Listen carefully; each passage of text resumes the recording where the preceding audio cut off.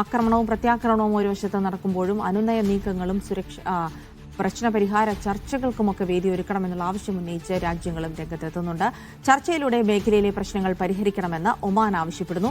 Gulf നേതാക്കളുമായി Oman സുൽത്താൻ ഫോണിൽ സംസാരിച്ചു. സംഘർഷം ലഘൂകരിക്കുന്നതിനായി അടിയന്തര ഇടപെടൽ നേതാക്കളോട് ആവശ്യപ്പെട്ടു.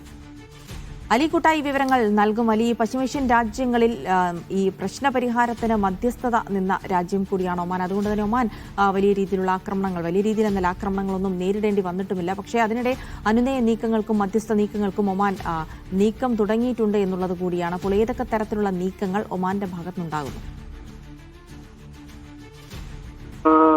അതുമായി ബന്ധപ്പെട്ട് ഒരു വാർത്ത നമുക്കിപ്പോ തരാനുള്ളത്, ഒമാൻ ന്യൂസ് ഏജൻസി ഇപ്പോൾ പുറത്തുവിടുന്ന ഒരു ബ്രേക്കിംഗ് ഉള്ളത്, ഒമാനിലെ ദുഃഖം തുറമുഖത്ത് 2 ഡ്രോണുകൾ ആക്രമണം നടന്നതായി ഒരു വാർത്ത ഒമാൻ ന്യൂസ് ഏജൻസി പുറത്തുവിടുന്നുണ്ട്. ഇത് അവിടെയുള്ള തൊഴിലാളികൾക്ക് ഇടയിലേക്ക് അവരുടെ താമസ സ്ഥലത്തേക്ക് ഇടിച്ചു കയറി എന്നാണ് ഒരു വാർത്തയുള്ളത്. അതിലൊരു പ്രവാസി തൊഴിലാളിക്ക് പരിക്കേറ്റു എന്നുള്ളൊരു വാർത്ത പുറത്തു വരുന്നുണ്ട്. എന്തായാലും അതിന്റെ കൂടുതൽ വിശദാംശങ്ങൾ വരും മണിക്കൂറിലെ പുറത്തു വരികയുള്ളൂ. ഒമാൻ ന്യൂസ് ഏജൻസി ഇങ്ങനെ ഒരു ബ്രേക്കിംഗ് ഇപ്പോൾ പുറത്തുവിടുന്നുണ്ട്. ജിൽസി നേരത്തെ ചോദിച്ച പോലെ തന്നെ ഈ മേഖലയിലെ സംഘർഷവുമായി ബന്ധപ്പെട്ട് ഈ മധ്യസ്ഥ ചർച്ചയ്ക്ക് ഏറെ മുന്നിൽ നിന്നൊരു രാജ്യം കൂടിയായിരുന്നു ഒമാൻ. ഇന്നലെ രാവിലെ ഈ ഇറാനെതിരെ ഇസ്രായേൽ അമേരിക്കയുമായി ചേർന്ന് ആക്രമണം നടത്തിയപ്പോൾ പോലും ഇതിൽ ഞെട്ടലും വലിയ അപലപനം രേഖപ്പെടുത്തിയതായിരുന്നു ഒമാൻ.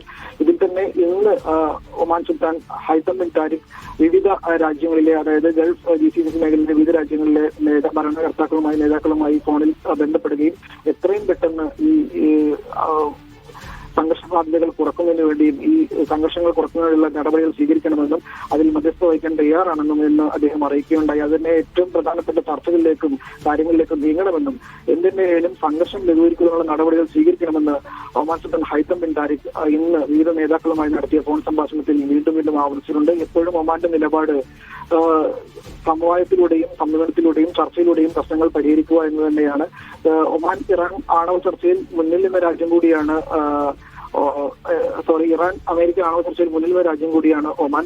ഇതിൽ തന്നെ മസ്കറ്റിൽ തന്നെ 4ഓളം ചർച്ചകൾ നടക്കുകയുണ്ടായി. ജനീവയിൽ നടന്ന ചർച്ചകൾക്ക് ശേഷം ഒമാൻ വിദേശകാര്യമന്ത്രി സയ്യിദ് ബദർ അൽ ബുസൈദി പറഞ്ഞ ഒരു കാര്യം, ഈ ആണവ ചർച്ചയുമായി ബന്ധപ്പെട്ട് ആണവ കരാറിലേക്ക് എത്താൻ സാധ്യതയുണ്ടെന്നാണ് പറഞ്ഞത്. അതിൽ തന്നെ പെട്ടെന്നൊരു ആക്രമണം ഉണ്ടായപ്പോൾ അദ്ദേഹം വലിയ രീതിയിലുള്ള ഞെട്ടലും രേഖപ്പെടുത്തിയിരുന്നു. എന്തിനായാലും സമവായത്തിലൂടെയും അതേപോലെ തന്നെ ചർച്ചകളിലൂടെയും ഈ പ്രശ്നങ്ങൾ പരിഹരിക്കണമെന്ന് തന്നെയാണ് ഒമാന്റെ ആവശ്യം.